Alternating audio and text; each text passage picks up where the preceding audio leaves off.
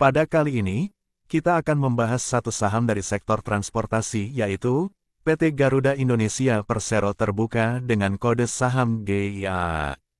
Sejarah awalnya, Belanda dalam rangka memperkuat sistem penjajahannya, mereka memperkuat sistem perhubungan yang berpengaruh, dengan mendirikan perusahaan transportasi udara yang bernama KNILM pada tanggal 24 Oktober tahun 1928 dengan modal sebesar 5 juta gulden yang dihimpun dari 32 perusahaan dan pengusaha besar. Kemudian, dana yang telah dikumpulkan ini digunakan untuk mendatangkan pesawat jenis Fokker 8 trimotor yang berjumlah sebanyak 4 armada dari Belanda. Setelah penerbangan KNILM bubar pada bulan Maret tahun 1942 bersamaan dengan Hindia Belanda jatuh ke tangan Jepang, Belanda kembali mendirikan maskapai lagi yang bernama KLMIB pada tanggal 1 Agustus tahun 1947, atau setelah Jepang menyerah kepada sekutu dan Belanda kembali ke Hindia Belanda.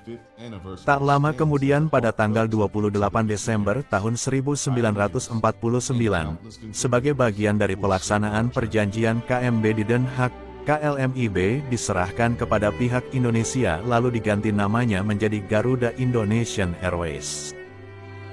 Pada tahun 1961, Garuda mendatangkan pesawat turboprop Lockheed L188C Electra. Ketiga pesawat baru itu masuk dinas aktif pada bulan Januari tahun 1961 dan diberi nama Pulau Bali, Candi Borobudur dan Danau Toba, yang merupakan nama tujuan wisata Indonesia yang paling dikenal di luar negeri. Pada akhir tahun 1960, Garuda membeli sejumlah pesawat turboprop baru seperti Fokker F-27. Pesawat ini datang secara bertahap mulai tahun 1969 hingga 1970. Kemudian pada tahun 1985, pimpinan GIA digantikan oleh RAJ Lumenta. Kemudian, ia melakukan rebranding terhadap maskapai dengan mengubah nama dari Garuda Indonesian Airways menjadi Garuda Indonesia dan memindahkan pangkalan utama yang sebelumnya berada di Bandara Kemayoran dan Bandar Udara Halim Perdana Kusuma dipindahkan ke Soekarno-Hatta dan melakukan perbaikan sistem manajemen dan penambahan rute. PT Garuda Indonesia Persero terbuka, atau dikenal sebagai Garuda Indonesia, adalah maskapai penerbangan nasional Indonesia yang berkantor pusat di Bandar Udara Internasional Soekarno-Hatta. Garuda Indonesia merupakan anggota SkyTeam satu-satunya di Indonesia dan maskapai terbesar kedua di Indonesia setelah Lion Air. Garuda Indonesia mengoperasikan penerbangan berjadwal ke sejumlah destinasi meliputi benua Asia, Eropa, dan Australia dari Jakarta, serta kota fokus untuk penerbangan haji. Maskapai ini juga mengoperasikan anak perusahaan berbiaya rendah, Citylink, yang menyediakan penerbangan murah ke beberapa tujuan Indonesia dan berdiri sendiri pada tahun 2012. Pada November tahun 2018, maskapai mengambil alih operasi serta pengelolaan keuangan Sriwijaya Air melalui perjanjian kerjasama operasional.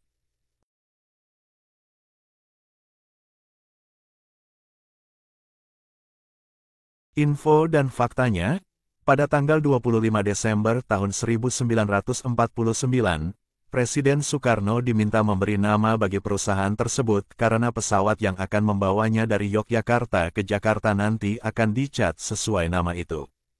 Presiden Soekarno menjawab pertanyaan tersebut dengan mengutip satu baris dari sebuah sajak bahasa Belanda yaitu, "Aku adalah Garuda, burung milik Wisnu yang membentangkan sayapnya menjulang tinggi di atas kepulauanmu." Pada bulan Juli tahun 2012, Garuda Indonesia menandatangani perjanjian sponsorship selama 3 tahun dengan klub Liga Inggris Liverpool FC. Persetujuan tersebut memberi Garuda hak sebagai official partner Liverpool Football Club dan official global airline partner of Liverpool Football Club. Untuk mendukung target kunjungan 20 juta turis tahun 2019. Garuda Indonesia akan memperbanyak jumlah armada pesawat yang terpasang logo Wonderful Indonesia pada pesawatnya. Selain itu, Garuda Indonesia akan memberikan dukungan kepariwisataan dalam bentuk pengembangan rute penerbangan dengan memperkuat rute-rute penerbangan yang menjadi unggulan di sektor pariwisata, seperti Labuan Bajo, Lombok, dan Wakatobi. Pada tahun 2007, maskapai ini bersama dengan maskapai Indonesia lainnya, dilarang terbang menuju Eropa karena kejadian yang menimpa pesawat Garuda Indonesia penerbangan 200. Setahun kemudian, maskapai ini menerima sertifikasi IATA Operational Safety Audit dari IATA yang menunjukkan Garuda Indonesia telah memenuhi standar keselamatan penerbangan internasional. Berikut destinasi penerbangan Garuda Indonesia. Garuda Indonesia telah mengoperasikan penerbangan ke 96 destinasi tujuan di mana 72 domestik dan 24 internasional di 12 negara termasuk Indonesia, dengan sekitar 500 keberangkatan setiap harinya dari hub di Jakarta, Denpasar, dan Makassar.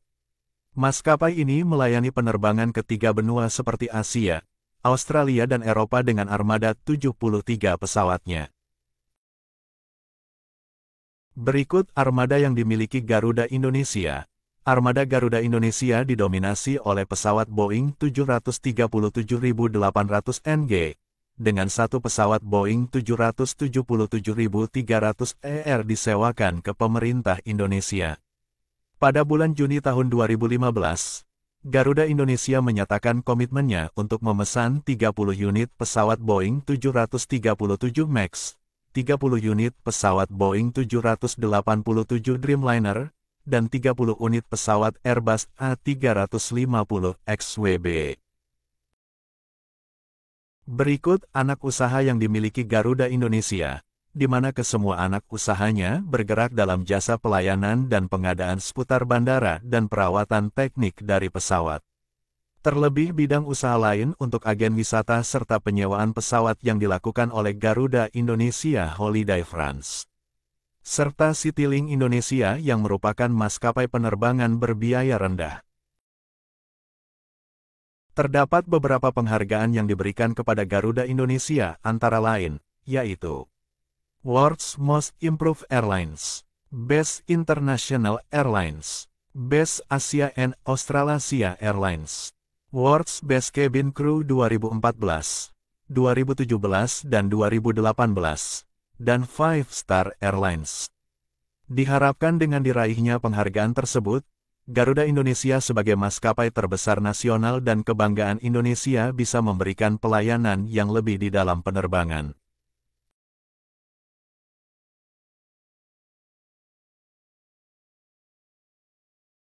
Berikut komposisi pemegang saham yang dimiliki Garuda Indonesia, yaitu Negara Republik Indonesia memegang kepemilikan sebesar 64,53%.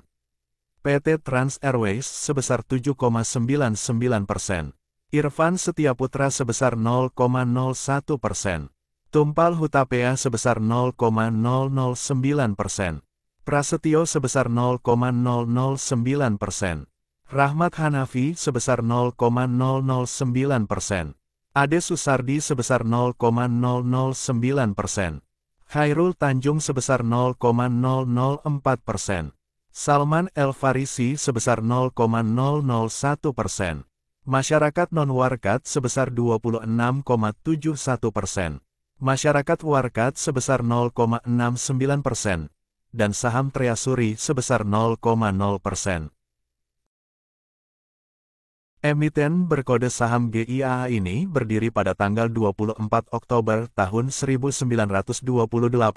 Dengan bisnis usaha jasa angkutan udara, perusahaan mencatatkan namanya di bursa pada tanggal 11 Februari tahun 2011, dengan harga Rp750 per lembar, dan jumlah saham yang beredar sebesar 6,34 miliar lembar. Berdasarkan kinerjanya, PT Garuda Indonesia Persero Terbuka mencatatkan pendapatan usaha konsolidasi tahun 2023 tumbuh sebesar 2,9 miliar dolar Amerika Serikat atau naik 40% dibanding pendapatan tahun sebelumnya 2,1 miliar dolar Amerika Serikat. Pendapatan usaha tersebut didorong dari pendapatan penerbangan berjadwal yang naik 41% year-on-year menjadi 2,37 miliar dolar Amerika Serikat dari sebelumnya 1,68 miliar dolar Amerika Serikat. Garuda Indonesia Group mencatatkan kinerja operasional melalui pertumbuhan jumlah angkutan penumpang hingga 34%. Dalam capaian tersebut, Garuda Indonesia berhasil mengangkut penumpang sebanyak 8.291.094 dan Citylink sebanyak 11.678.930 penumpang. Garuda juga mencatatkan pendapatan lain-lain bersih sebesar 344.794.114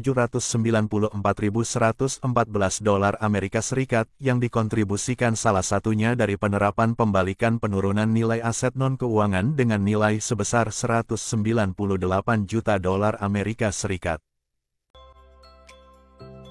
Berikut potensi Garuda Indonesia Persero terbuka di masa depan.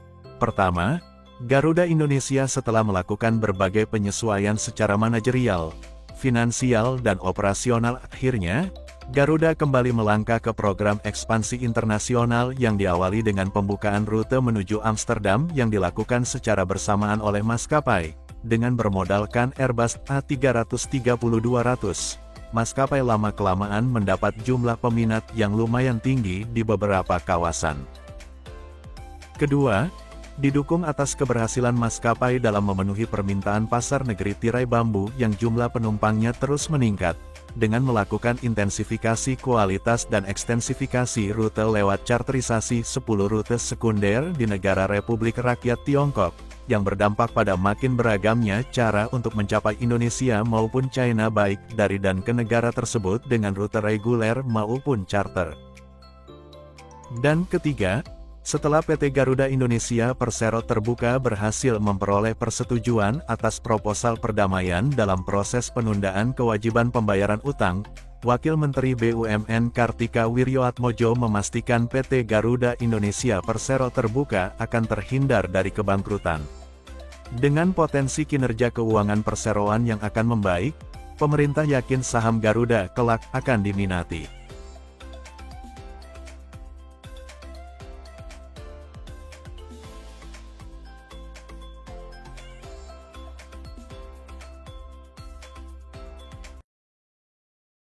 Sekian penjelasan kali ini dari PT Garuda Indonesia Persero Terbuka. Semoga bisa memberikan referensi kepada Anda untuk lebih cermat dalam memilih perusahaan sebagai investasi.